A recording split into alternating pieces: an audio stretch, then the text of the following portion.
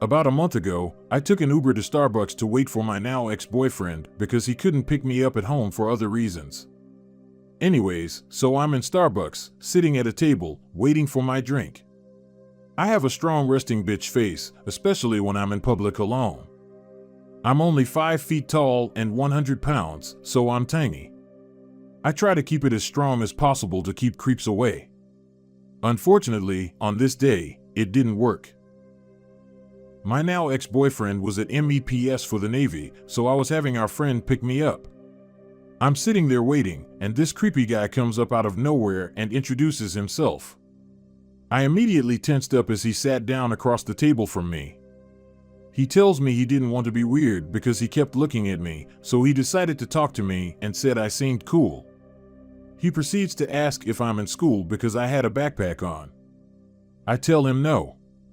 He asks me if I work, and I say not at the moment. I try to be as short with him as possible while giving whoever I can to help me look. He asks me if I'm local and if I drive, and I simply respond, Uber. He asked me if I have a boyfriend, and I lied and said yes, I'm actually engaged, and my fiancée is in the Navy. He looks down at my left hand, which thankfully has a promise ring on. He tells me that he has military friends. I didn't respond. I never made eye contact with him but made mental notes of everything about him. He was average height and weight with a narrow jaw and horrible brown teeth. He tells me he's a writer and is working on a book. He also offers me a ride, but I tell him no thanks, I have someone coming to get me. He finally ends up leaving me alone after playing 20 questions. I get my drink and go outside to where I didn't think he could see me. I'm texting my friends, trying to have one call me. Next thing I know, he comes up again and sits down across the table.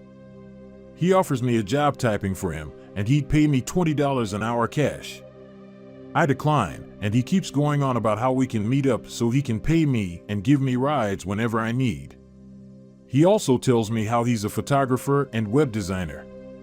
I tell him I can't accept because my fiancée wouldn't be okay with it, and he's at work, so I can't talk to him about it yet. He offers to leave me his number so my fiancée can call him himself, and I told him he wouldn't be okay with it. He asks if he's strict, and I say no, he's protective. He then says I can give him my number, and I say my fiancée would definitely not be okay with that. He tells me that he's not trying to break up my relationship, but he's just trying to help me out and tells me how he has married couple friends. He finally leaves me alone after repeatedly saying he wasn't trying to be weird, and I quickly leave and go somewhere else and hide in case he follows me. I never went back to that Starbucks again. I thought that would be the only time I deal with his creepy ass, but I was wrong. He may not seem too creepy to some, but he had a very, very creepy vibe to him. So this last Friday, it's Monday now, I went to Target to wait for my now ex-boyfriend. The Target is in the same shopping center as the Starbucks, but I hadn't seen him, so I felt safe. I got bored, so I decided to sit outside. That was my mistake, I should have stayed inside. So I'm sitting on a bench in front of the store, and I see someone out of the corner of my eye walking in front of me from my left side. I glance up and realize it's him. I immediately panic and text my friend so he can call me. I wanted to go back in the store, but he went in that direction. He stopped by the doors and just stood there for a good 5 or more minutes, looking around before going in. I'm telling my friend to hurry and call me, but he's in the middle of something and says he will call in like 2 minutes. As I'm waiting, I see him coming back towards me. He spent like 2 minutes in the store.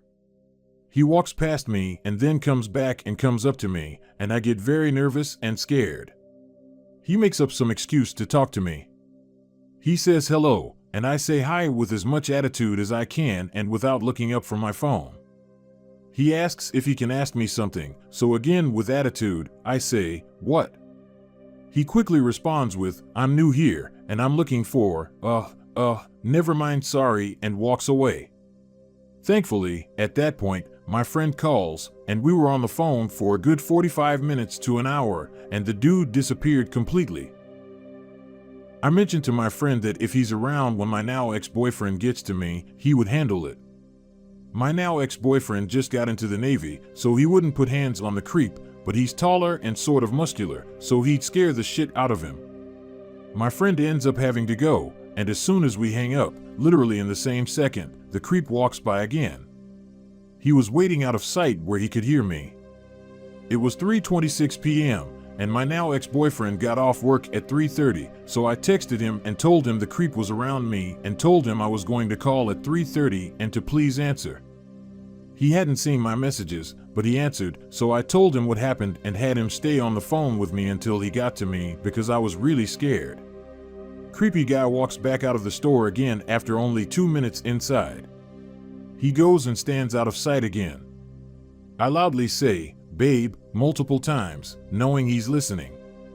Next thing I know, he's walking away back to the Starbucks. My now ex-boyfriend gets to me and was going to verbally confront him, and of course, the coward is nowhere to be found.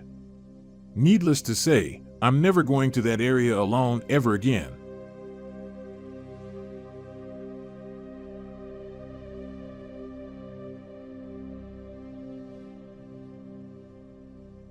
When I was a young chick, I worked for Starbucks for a while. Our store was in the shittiest part of the town, in a retail park. The area consisted of council flats, where the local council places druggies, ex-cons, and people on various benefits. So although we had some nice customers who were there for a shopping spree, there were quite a few shady people too. This guy came in and acted like a regular, asking every girl about how are we, etc. We had name tags. He was nice and chatty and made my skin crawl. The other girls loved him. The guy started to come daily. He usually came around 1 p.m. and stayed until closing, 11 p.m., and sometimes he was very pushy about staying even after closing. He always insisted on helping bringing in the outside furniture and stuff. Some managers and I were cautious, especially since we couldn't have anyone in the store after closing. He then started to pretty much groom girls, asking about if we were single, first boyfriends, favorite sex positions, yeah. The youngest girl was 16, mind you. I grew up with narcissistic parents, so I learned how to read people at a very early age. Also, I've always been interested in psychology, and I studied it for a few years. This guy irked me from day one, but I was nice to him because I'm very passionate about not starving to death, so I needed the job. One day, he started to tell me that he had a fight with his parents and they threw him out. He looked very sad and told me that he now needs to sleep in his van, a white unmarked van. However, since he knows I'm closing that day, he'd love to take me home with his car because it's not the nicest neighborhood. I almost laughed. This was such a textbook way to abduct young women. He was doing everything just as my lectures said a serial killer/rapist would do.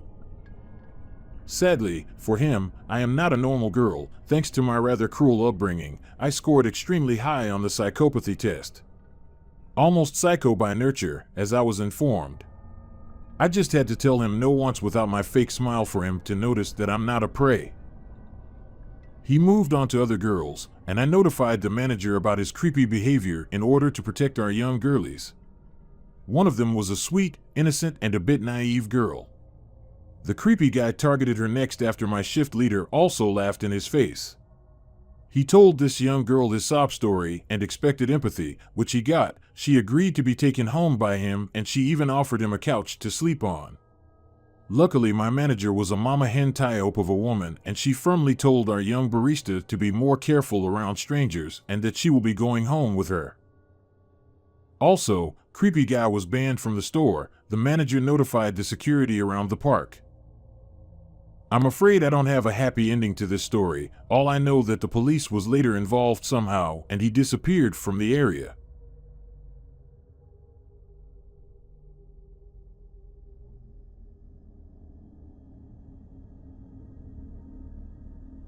I work at Starbucks. I have worked there for a very long time. I'm a shift supervisor, and this means I get to handle a lot of money. I work every weekday morning, and the highlight of my morning is putting together the daily deposit and going to the bank, because then I get about 45 minutes before my lunch when I don't need to stand in my store. On Monday morning, I was counting the deposit and entering it into the system when I came across something unusual. First, let me explain this to you. My store balances the registers to $200. Every time a barista is finished with their till, a supervisor counts it and inserts everything over $200 into a numbered plastic drop bag, which is recorded in a log and dropped into the safe. The closing supervisor didn't enter a barista's cash register into our cash management log. That was boring, I'm sorry. My job is boring. So what happened? My computer program tells me that I should have 6 drop bags in front of me, but there are only 5. The logbook only has 5. $300 has evaporated. Tuesday wasn't any better. Following the mass panic between me, my boss, and the shift team, everybody was on high alert. 6 years of doing the exact same thing every morning, and I had never seen a loss like this. You can imagine my dismay, then, when the exact same thing happened during the Tuesday deposit. Another missing drop bag, this time recorded in the logbook, but nobody working the previous night actually remembered putting it in the safe. Days passed. The next Tuesday, my coworker Leanne is on her period. I'm telling you this because she kept her pads in a giant wallet and took the wallet out of her locker upstairs and left it on the back desk while she rushed to the washroom. Also on the desk was our store's laptop and Leanne's phone. Our milk order arrived in the midst of a rush, and Leanne wandered into the back store to go look at her phone. But her phone wasn't there. Nor her wallet. She searched for it everywhere but couldn't find it. Our coworker Alicia began to help her search, reassuring her that it was probably just a dumb prank by the guys working. I'll tell you now that I wasn't here for this part because it was so busy, and I also wasn't the supervisor on duty. While all of this happened, I was making frappuccinos. Leanne told Delphine, the supervisor, that her phone and wallet were missing from the back desk. Delphine went to have a look. We were 2 people on the floor with a lot of customers. Delphine noticed the laptop was missing and the back desk was in a total state of disarray. Leanne said it was like that before she started looking for her phone. Leanne used Alicia's phone for Find My iPhone. The phone was still in the building.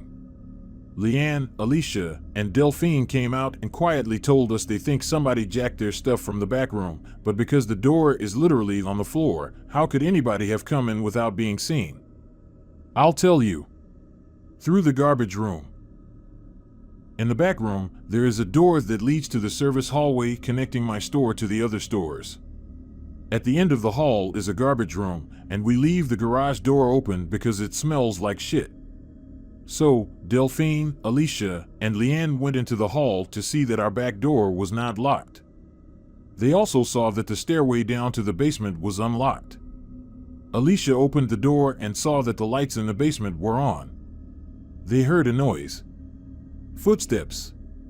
Leanne trotted down the steps, and at the bottom she saw a man. The man had her giant blue Kate Spade wallet sticking out of his back pocket. Her phone was probably there too. The store laptop was on the floor.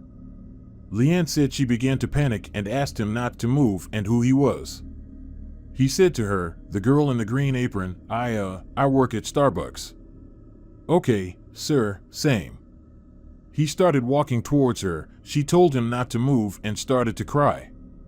He pushed her, apparently quite hard, and zoomed up the stairs. Straight past Delphine and Alicia into the garbage room. Leanne ran very quickly behind him and grabbed his t-shirt, managing to get both her phone and wallet when they fell out of his pants. Unsurprisingly, the man got away. For somebody to know the building this well was pretty unusual. Our own manager didn't even know we had a basement. It's going to be a few weeks before we find out what the cameras recorded on the days the money went missing and when this dude poked through our back store, but we all agreed that his familiarity with the service hall/garbage room/basement setup was suspicious. When I try and put the pieces together, considering everything from employee theft to accidentally throwing the money in the garbage, the idea that an intruder waited for an opportunity and took it makes the most sense. We're lucky nobody was really hurt, but afraid the man might come back. For now, all we can do is make sure our back door is always firmly locked and that our phones are safely in our pockets away from danger.